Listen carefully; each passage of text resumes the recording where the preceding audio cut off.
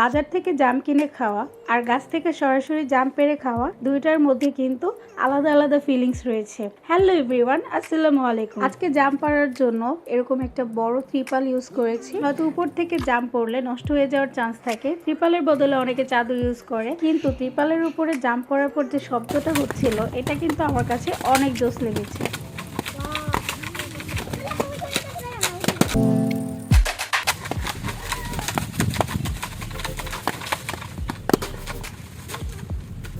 এভাবে গাছ থেকে জাম পেড়ে একসাথে সব জমা করে ভর্তা বানিয়ে খাওয়ার যে ফিলিংসটা, এটা আসলে বলে বোঝানো সম্ভব না।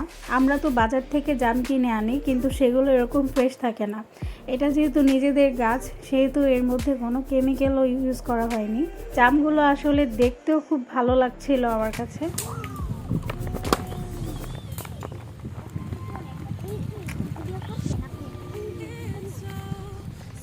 বাচ্চারাও যেহেতু জাম পাড়ার সময় হেল্প করেছিল, সেজন্য তাদের সাথেও জামগুলো ভাগাভাগি করে খেয়েছি। তারাও কিন্তু অনেক হ্যাপি ছিল।